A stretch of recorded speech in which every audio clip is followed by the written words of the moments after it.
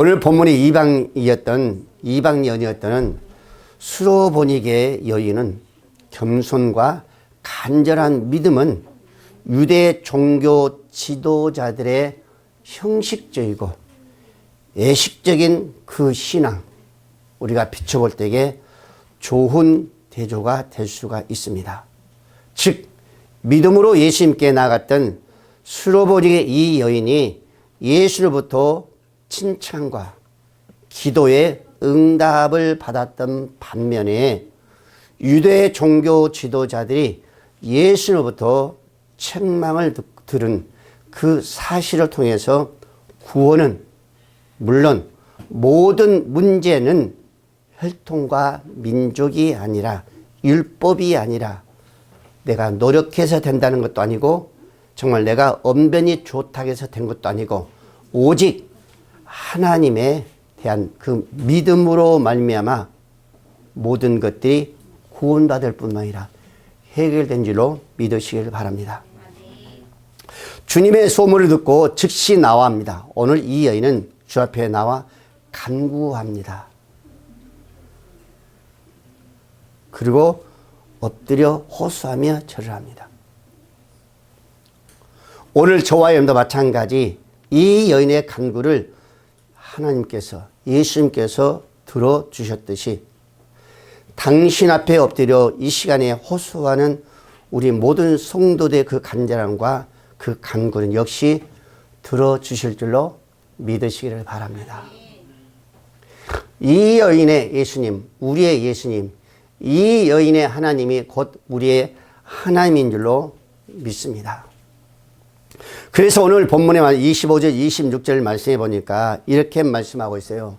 이에 더러운 귀신 들린 어린 딸을 둔 한 여자가 예수의 소문을 듣고 곧 와서 그 발 아래 엎드리니 그 여자는 헬라인이요 수로보니게 족속이라 자기 딸에게서 귀신 쫓아내어 주기를 간구했다라고 말씀하고 있습니다.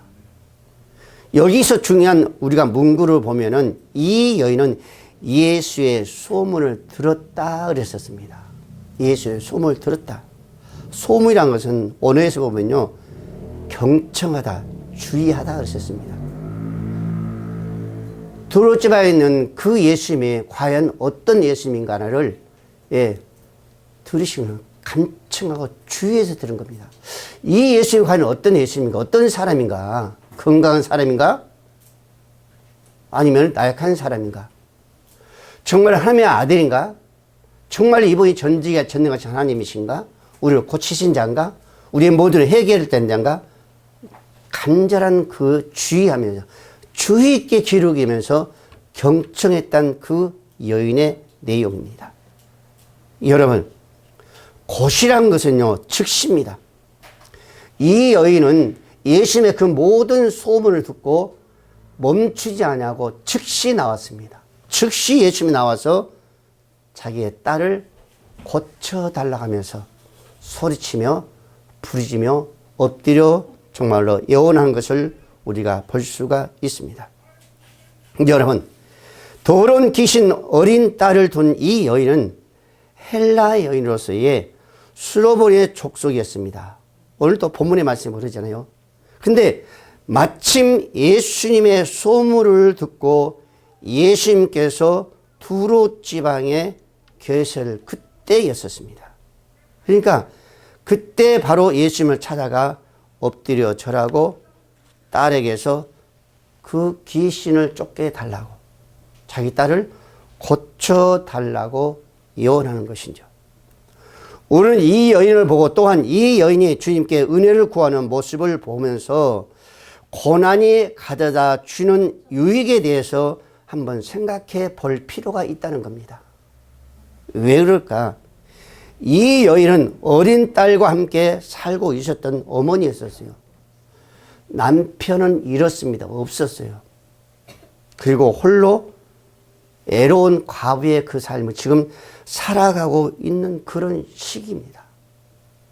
그리고 이 여인은 오직 어린 딸 하나만을 소망으로 삼고 살아가고 있습니다. 남편이 없으니까 오직 이 딸만이 바라보면 살아가는 거예요. 그렇기 때문에 이 딸이 얼마나 귀엽고 얼마나 어때요? 예, 정말로 마음과 온 정성을 다 쏟겠습니까? 그런 어머니요, 그런 딸이었단 말이다. 그런데 여러분들, 이 딸마저도 흉악한 귀신에 들렸다라고 지금 말씀하고 있습니다. 예. 이 여인이 오직 이 딸만이 바라보고 살아가고 있는데, 이 딸에게 소망을 걸고 살아가고 있는데, 이 딸마저 어때요? 흉악한 귀신이 들렸을 때에 이 여인의 마음이 충격이, 고통이 얼마나 컸겠냐 말입니다. 우리는 아무리 이야기해도요, 이해가 안 가는 거예요. 이런 마음이 안다고 봅니다. 왜? 내 현실이 지금 그 현실이 아니기 때문에 이 마음이 다가오지 않아요. 그래서 많은 사람들이 그런 이야기잖아요. 아파 봐야만이 아픈 사람의 속을 한다 그러잖아요. 우리는 자녀들이 이런 아픔이 없었기 때문에 아무리 여기서 또 이야기하고 또 이야기한다 할지라도 그런 마음으로 다가온다는 것은 어때요? 100%는 아니라고 생각해요. 저도 이 말씀을 준비하면서 가만히 곰곰이 생각해 봤습니다. 또 생각해서 또 생각해 보고. 과연 어떤 마음이었을까? 어떤 고통이었을까? 오직 이 딸만을 지금 바라보고 소망을 가지고 살아가고 있는데 이 딸마저 이런 아픔과 고통이 당했을 때 이 엄마의 부모로서의 어떤 생각을, 어떤 고통이 과연 있었을까 생각해 봅니다. 여러분, 근데 이 여는 그 소식을 듣고 주님께 나와 불쌍히 여겨달라고 큰 소리로 부르짖며 그 예언했을 때에 어떻게 보면은 당연한 것이 아닐까라는 것이죠. 당연하고 생각했죠. 왜? 이 딸이 흉악한 귀신이 들려서 죽느냐 사냐 그런 상황인데 예수님의 그 소식을 듣고 나와서 예언하며 간구하며 엎드려 절하는 것은 당연한 거 아니겠어요, 여러분들요? 여러분 한번 생각해서 지금 당연한 거예요, 여러분들. 제가 다시 한번 읽었죠. 마태복음 15장 21절 말씀을 했습니다. 그 이하에 보면요. 두로 시돈 지방으로 들어가시니 그 가는 한 여자가 그 지경에 와 계신 그 예수님께 소리지면서요. 다윗의 자손이요 그러잖아요. 나를 불쌍히 여주시옵소서. 내 딸이 흉악한 귀에 들린다니라고 지금 말하고 있습니다. 예. 여러분, 이처럼 인간이 당한 그 불행과 그 아픔, 그 고통은요, 그 자체로 보면은 정말로 있어서 되는, 안 되는 일이지만은 한편으로 이것이 우리에게 하나님 앞으로 정말 인도한다는 건 어떤 기회라고 볼 수도 있습니다. 이런 일을 통해서 가는 거 안 되지만은, 있어서는 안 되지만은, 아니, 있어서도 안 되지만은, 어떻게 보면은 이 여인이 이 딸을 통해서 어때요? 주 앞에 가까이 나갈 수 있는 기회가 아니었는가라는 것이죠. 우리 성도도 마찬가지입니다. 누구나 다 마찬가지예요. 그러한 의미에서 이 땅에 당하는 모든 고난과 위기는 인간의 측면에서 본다면 불행이고 비극이라 할 수 있습니다. 하지만 영적인 차원에서 본다면 그것은 하나님의 축복의 기회가 아닌가라는 것입니다.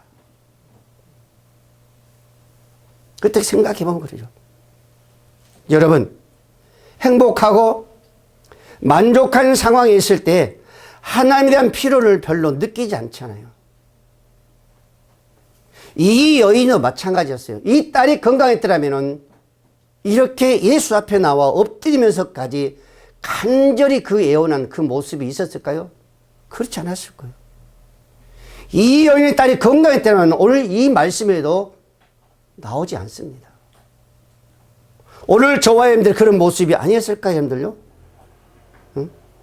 고난과 위기에 처했을 때에 우리는 이런 모습으로 가는 거죠.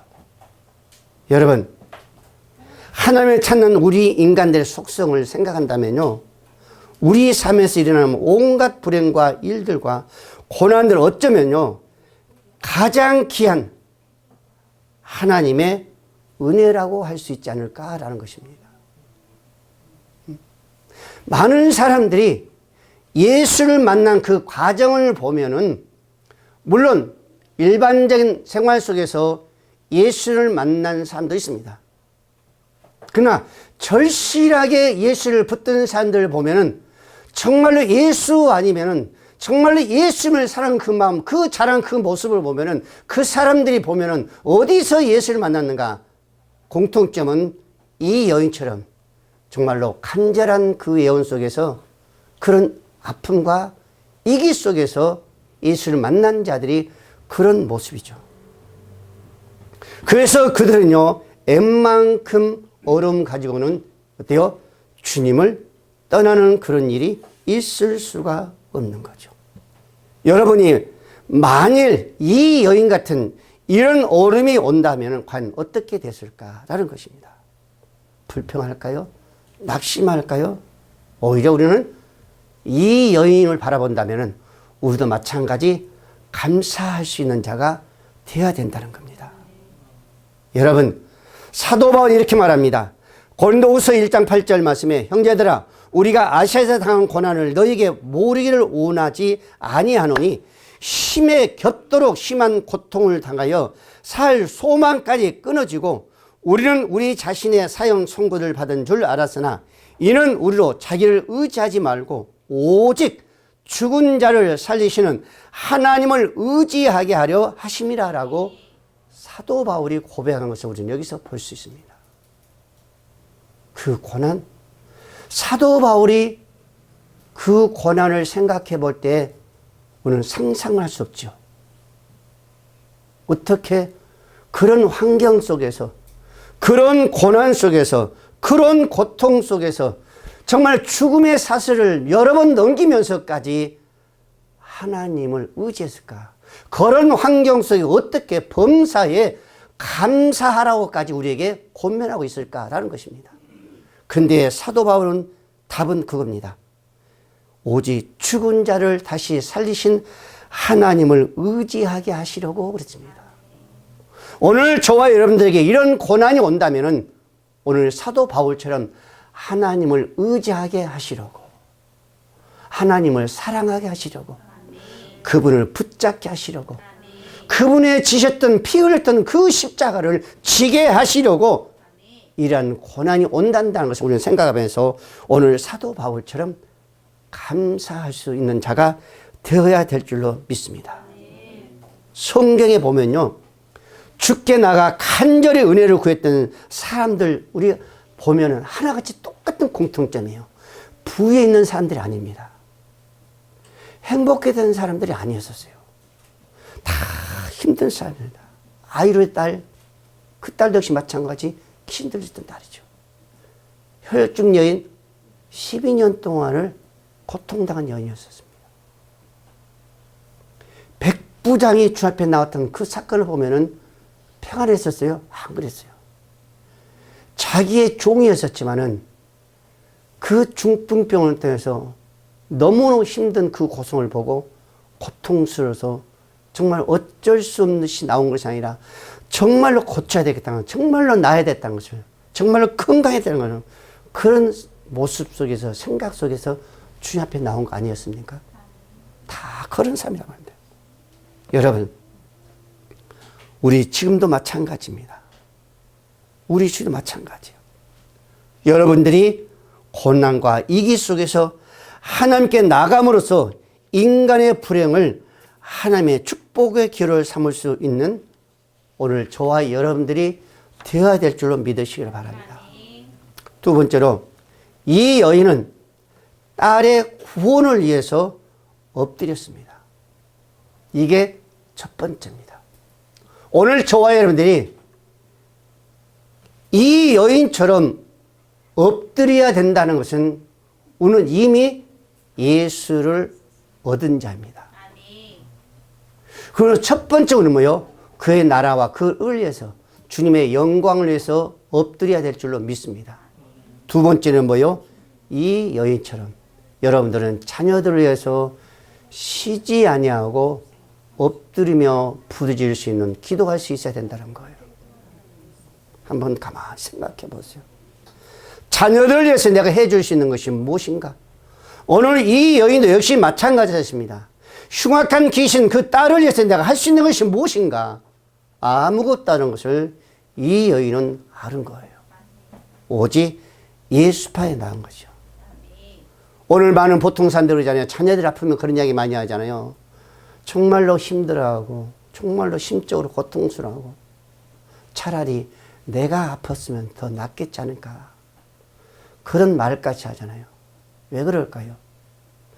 자녀에 대한 그 애절한 사랑 아니겠어요? 피를 흘렸다는 그 사랑 아니겠습니까? 그렇다면 그런 고백이 안 나오죠. 이 여인도 바로 마찬가지입니다. 여러분, 우리의 힘으로 할 수 있는 것 과연 무엇이 있을까? 저 어린 자녀들에게 내가 해줄 수 있는, 부모로서 해줄 수 있는 과연 무엇이 있을까? 그럽니다. 저 자녀들이 의롭게 새롭게 되는 것. 정말로 사람의 힘으로 할 수 있는 일은 아니란 거예요. 바꿀 수 있는 것은 사람의 힘으로 있는 건 아니란 겁니다. 오직 하나님께 속한 일이란 거예요. 하나님께 속한 일입니다. 내가 할 수 있는 일이 아니란 거예요. 그래서 사도 바울 골로새 3장 9절 말씀에 너희가 서로 거짓말을 하지 말라. 옛사람과 그 행위를 벗어버리고 새 사람을 입었으니 이는 자기를 창조하신 이의 형상을 따라 지시기까지 새롭게 하심을 입은 자니라 했었습니다. 어디에서? 예수 안에서. 사도 바울의 고백이잖아요. 고린도서 5장 17절 말씀에 누구든지 그리스도 안에 있으면 새로운 피조물이라. 이전 것은 지나가시냐 보라 새 것이 되었다. 어디서? 예수 안에서 그랬었습니다. 예수 그리스도. 예수 그리스도 안에서 이 자녀들이 새롭게 될 수 있다는 겁니다. 예수 안에서 이 자녀들이 새로운 모습으로 새 심령으로 바꿔질 수 있다는 겁니다. 우리는 교육은 할 수, 가르칠 수 있어요. 말씀으로 가르칠 수 있죠. 그러나 그 마음을 내가 바꿀 수는 없다는 거죠. 아무리 여러분들이 노력해도 안 됩니다. 그러나 우리는 그들을 위해서, 저 어린 자녀를 위해서 기도할 수는 있습니다. 우리가 자녀를 위해서 쉬지 않고 간구할 때에 하나님께서, 성령 하나님께 그 마음을, 그 자녀의 마음을 움직이면서 그 마음에 새 영을 부어주실 줄 믿습니다.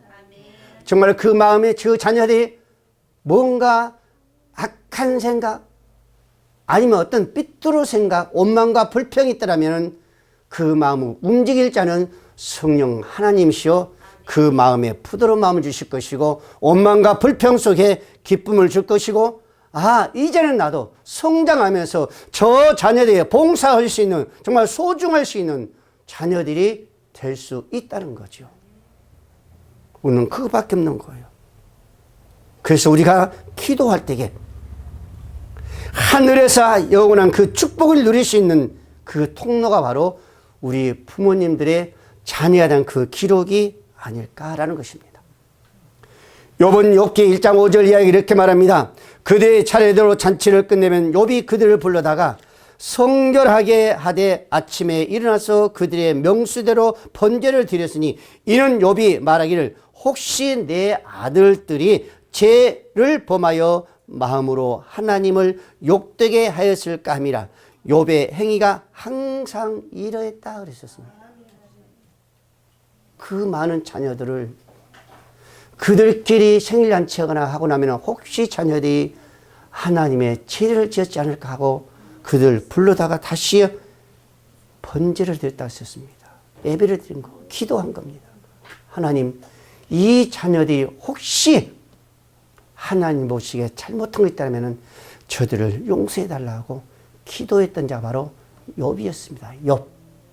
오늘 조화님들이 자녀를 위해서 할 수 있다면 정말로 저 자녀들이 하나님의 그 영원한 축복을 누릴 수 있는 길을 인도한다면 내 노력으로 되는 것이 아니라 기도하는 그 모습이 오직 바로 그 통로인 줄로 믿으시기 바랍니다. 오늘 27절 말씀이죠. 예수께서 이르시되 자녀로 먼저 배불리 먹게 할지니 자녀의 떡을 취하여 개들에게 던짐이 마땅치 아니하리라 그러셨습니다. 여러분, 이 여인은 지금요 마음이 너무 깊은 가운데서 지금 예수 앞에 나온 거예요. 그리고 절한 겁니다. 어떻게 할 바를 모르면서 오직 주인만 보러 지금 나오는 거예요. 이 여인이었어요. 근데 그 여인이 하는 얘기가 바로 그 얘기예요. 예? 자녀된 먼저 배불려 먹게 할지니 자녀의 떡을 취하여 개들에게 던짐이 마땅치 않다. 나는 너 같은 인간들에게 내가 준다는 것은 아니다 그럽니다. 예수님의 모든 대답 어떻게 보면요 경멸스러운 그 말씀이 아닐까요? 사람을 보지 않는 거죠. 짐승도요 개로 본 겁니다. 개가 얼마나 추악해요. 얼마나 더럽습니까? 거기에 비유한 거예요. 그렇게 취급한 겁니다. 그러나 주님께서는 지금 편협한 민족주의적 선민의 어떤 사상, 그런 사상에 근거하여서 이 말씀을 하신 것이 아니란 거예요. 거기에는 분명코 의도하는 목적이 있었습니다. 마태복음 15장에서 말씀하셨죠. 우리가 읽었잖아요. 그 이야기는 아무 말씀도 하지 않습니다. 어떠한 대답도 하지 않아요. 그런데도 이 여인은 부르짖습니다. 그때 어때요? 심지어는 제자들마저도 귀찮게 한다라고 개처럼 멸시하고 맙니다. 그럼에도 이 여인은 부르짖는 거예요. 붙잡는 겁니다. 왜? 오직 흉악한 귀신 들린 이 딸이 고침받아야 때문에 그렇죠. 아무 생각이 없는 거예요. 주위에 어떤 사람이 어떤 소리를 한다 할지라도 거기에는 전혀 관심이 없습니다. 걔보다 더한 그런 취급을 받는다, 그런 멸시를 받는다 할지라도 이 여인은 거기에 상관이 없는 거예요. 여러분, 그러할 때에 하나님은, 예수님은 이 여인에게 축복하신 거예요.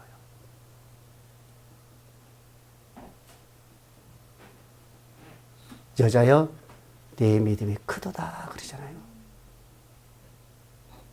그래도 부르시니까.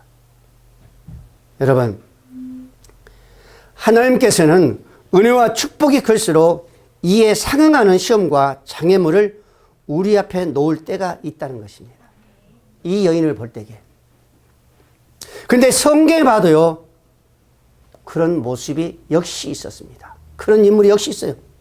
우리가 첫 번째 들자면은 우리가 잘 알고 있는 우리의 믿음의 조상, 그렇죠. 아브라함입니다. 아브라함은 어때요? 시험 받기를 전에 그랬습니다. 축복하기 전에.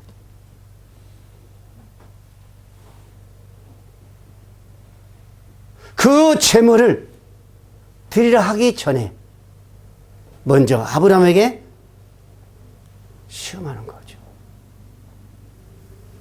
그때 아브라함은 뭐래요? 아침 일찍 그랬습니다. 아무 소리를 안 합니다. 거기에 대해서. 어떤 말 한마디도 안 합니다. 그 다 큰 이삭을 드려갈 때. 그 아침 일찍 모리아 산을 향해서 갔다라고 말하고 있습니다. 그러면 우리가 한번 생각해 볼 때에 오늘 저와 여러분들이 하나님 앞에 오늘 아브라함처럼 견디기 힘든 이런 시험과 장애물이 우리에게 있다면 과연 우리가 여러분들이 어떻게 할 것인가? 우리는 어때요? 오늘 아브라함처럼 그대로 순종하는 것이 우리의 축복인 줄 믿습니다. 그게 축복의 비결이에요. 축복의 비결. 신명기 8장 5절 15절 말씀했습니다. 너를 인도하여 광대하고 위험한 광야 곧 불뱀과 정갈이 있고 물이 없는 건조한 땅을 지나게 하였으며 또 너를 위하여 단단한 반석에서 물을 내셨으며 내 조상들도 알지 못하던 만나를 광야에서 내게 먹이셨나니 이는 다 그랬습니다. 이는 다 너를 낮추기 위해서 또는 너를 시험하기 위해서 그리고 뭐라요? 마침내 내게 복을 주려 하기 이했다라고 그랬었습니다. 축복하시잖아요. 먼저 시험하시는 거예요. 우리가 축복자라고 하는 마태복음 신명기 28장을 그러잖아요. 내가 내 하나님 여호와의 말씀을 삼가 듣고 내가 오늘 내게 명하는 그의 모든 명령을 지켜 행하면 순종하면 복종하면 내 하나님 여호와께서 내게 세계 모든 민족에 뛰어나게 할 것이라. 내가 들어가도 복을 받고 나가도 복을 받을 것이라 라고 오늘 우리에게 말씀해 주고 있습니다. 하나님께서 아브라함과 이 여인에게 그 은혜를 주셨듯이 오늘 저와 여러분들에게도 우리가 어떤 믿음을 우리 앞에 놓였단다 할지라도 우리가 그것을 이기며 나갈 때에 하나님 이와 같은 은혜를 우리에게 주실 줄로 믿으시길 바랍니다. 우리 28절 볼까요? 여자가 대답하여 이르되 주여 올소이다마는 상 아래 개들도 아이들이 먹던 부스러기를 먹나이다 라고 그랬습니다. 이 여자가 어떤 관계에서 이 말이 나온 거예요? 이 대답이 나온 거예요? 예수님께서 말씀하세요. 자네의 떡을 개들에게 던지 마땅치 않다. 너한테 주는 건 마땅치 않다. 안 된다. 그때 이 여인이 바로 그 얘기예요. 올소이다. 그러면서 뭐라고요? 상 아래 개들도 아이들이 먹던 부스러기를 먹나이다 라고 그럽니다. 이 여인이 그래요. 올소이다. 주여 올소이다. 맞습니다. 그러니까 이 여인은 개와 같은 취급을요 서슴없이 자기 개인을 비하시킨 거예요. 그래요. 저도 개 같은 인간이에요. 저도 개 같은 인간입니다. 그러지만은 부스러기라도 주세요 그러잖아요. 그 부스러기 달라는 거예요. 그 부스러기다 달라는 게 힘들죠. 이 여인은 베닉에 들어와 시돈과의 그 사이 항구가 있고 통상적으로 무역이 발달한 그런 곳이었습니다. 이 여인은 가부였을지라도 좀 풍요로운 도시에서 그 문명을 바라보며 살았던 자예요. 그런 것을 바라볼 때에 이 여인에게는 뭐가 있었어요? 자부심도 있었을 거예요. 아유, 내가 어떤 자인데, 내가 어디서 살았는데. 옛날에 그랬습니다. 내가 어디서 살았는데 그런 모습이 있었어요. 내가 서울에 살았는데 충주, 청주 너희들 이런 자부심이 있었단 말이에요.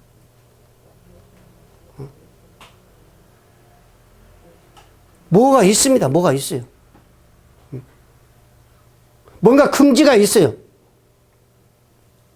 여유가 있는 그런 삶을 살아가는 자는 그런 모습이 있습니다. 긍지를 가지고 있죠. 자부심을 가지고 있습니다. 그래서 웬만하면은 남 앞에 먼저 고개 쓰지 않죠. 근데 여러분, 이 여인은 작은 그 로마의 속국, 이름도 없는 한 나사렛 출신이었던 그 선지자 앞에 엎드려 절하는 거예요. 예수 앞에 절한 거죠. 그러나 예수님께서는요, 여러 사람이 보는 가운데서 가리켜 개라고 부르짖고, 그럼에도 이 여인은 부스러기라도 달라고 간구하고 있습니다. 그래도 부스러기 달라는 거예요. 오늘 우리의 모습은 어떨까요? 오늘날 우리 모든 성도들은 어떨까요? 입으로는 겸손하지요. 그러면서도 항상 좋은 자리를 찾습니다. 입으로는 겸손합니다. 그러면서 또 부스러기 아니라 더 큰 걸 통째로 주지 않는다라고 하는 자들도 있습니다. 그러나 이 여인은 그러지 않았어요. 그래요. 그 부스러기라고 주세요. 그러면서 이 여인은 그 자리를 떠나지 않습니다. 그 결과 무엇을 주었어요? 이 여인은 선민으로 부르짖며 교만했던 그 어느 유대인도 받지 못했던 그 칭찬을 받습니다. 그러면서 어때요?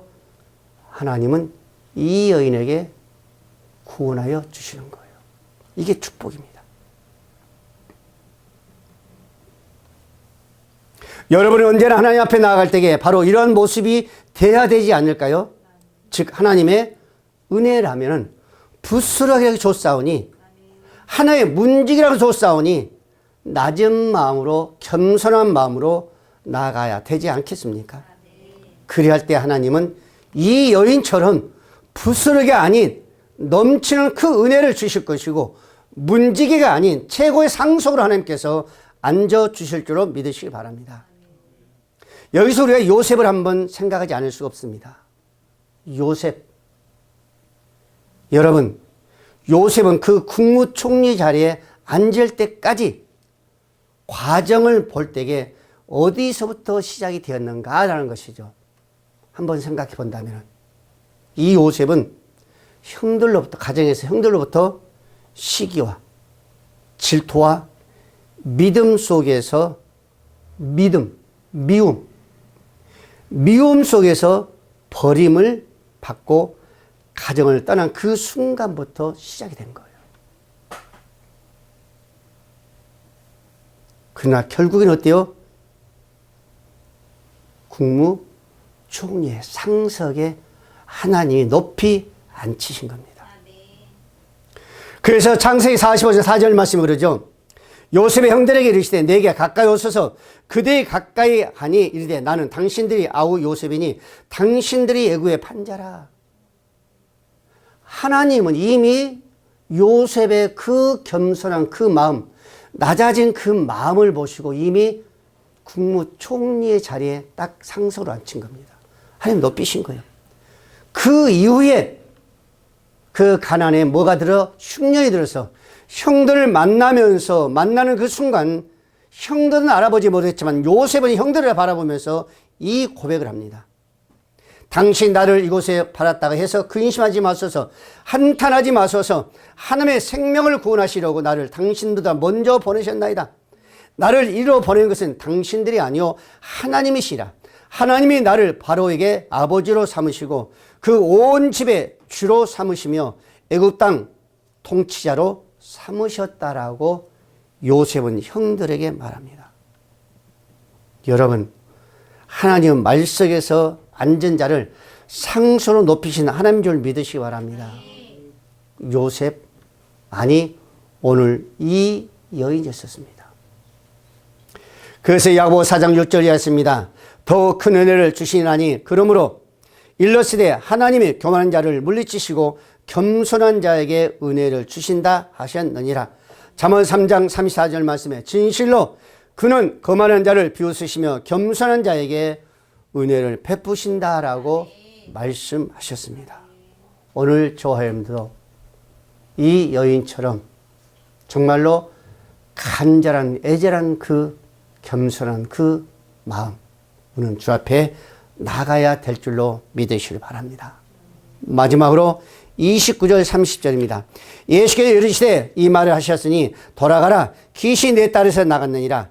여자가 집에 돌아가 본즉 아이가 침상에 누워 귀신이 나갔더라라고 말씀하고 있습니다.